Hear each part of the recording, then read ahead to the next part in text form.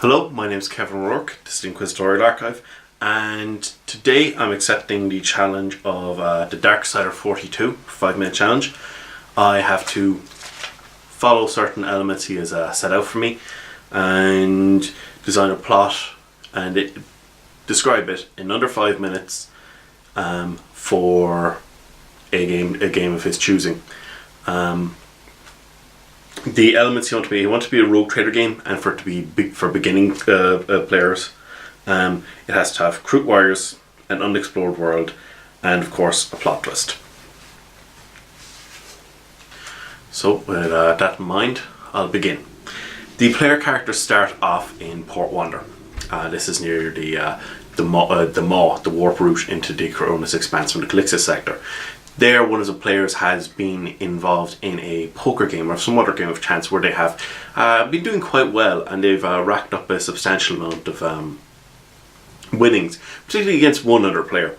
This player, unfortunately, when it comes down to time for payment, seems to have been misleading people as to exactly how much money he has, and isn't able to quite fulfill his bill. He, however, for protecting his own life, is willing to inform him that he has another means by which he can pay them. He knows of a area where there may be a lot of valuable goods, particularly weapons. He used to work as an intermediary for a particular crude kindred.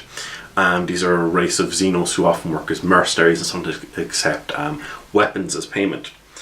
So he used to work as a middleman, a faceman for them in some respects, in the Coronis expanse. However, they have suffered heavy casualties over the last few years, and he has cut off his ties with them. However, in his years working with them, he was able to identify down to a certain point where exactly they were holding their equipment, though they never told him that all this excess money, arms they were being given that they never used.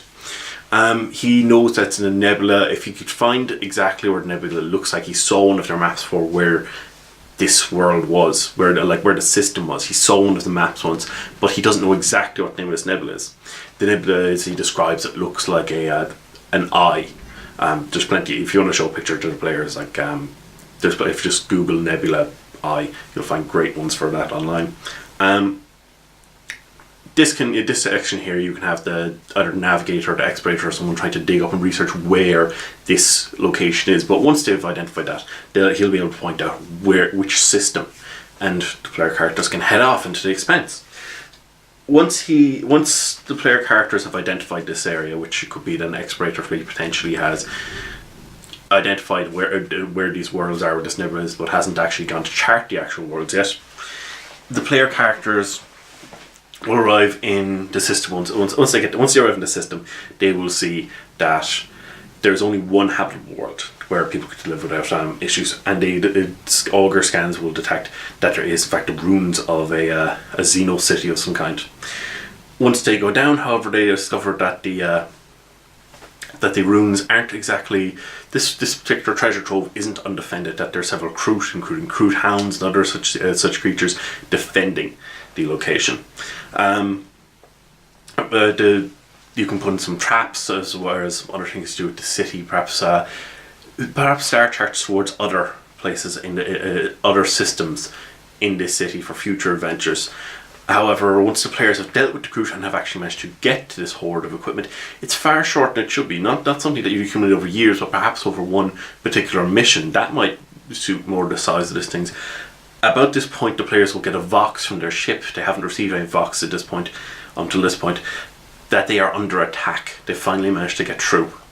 It is, in fact, they have been tricked. The Kroot they have been fighting are not part of this kindred. This kindred long left the Coronis expanse. That someone else has, in fact, attacked them. There's a smaller ship, a RogueTrader vessel, attacking theirs. The entire point is that Lady Chanabel, another RogueTrader whose dynasty has fallen on hard times, has seek to take advantage of the less experienced RogueTraders, being the PCs, and wishes to steal their vessel. She has concocted this scheme to draw them here and potentially kill the PCs. And while this is done, which she assumed has happened, she's currently engaged their ship in battle. At this point, of course, you can involve a space battle, but part of the remit of the 5-minute challenges is that the ending is open. Once the space battle is done, perhaps the Lady Hannibal tries to parlay, tries to escape. There's various other ways you could go with this, which are simple enough to do. I'll leave it open from there. You can certainly pad out the adventure with several other ways. Oh, one thing I would suggest is that early on in the adventure, on Port Wonder, one thing I forgot to mention is that some of this gentleman's other debtors have come to collect, and for the players to use him to identify this world, they're going to have to defend him. Nothing too high, but a small, simple combat to get players introduced to personal combat before they fight a more deadly brute. That is the adventure for the 5-minute challenge. I certainly think it could easily be expanded out to the length you want, and I will finish there. I believe I've gotten a couple of seconds under the 5 minutes, and I hope it pleases you, Darksider42. I'll see you again. Goodbye.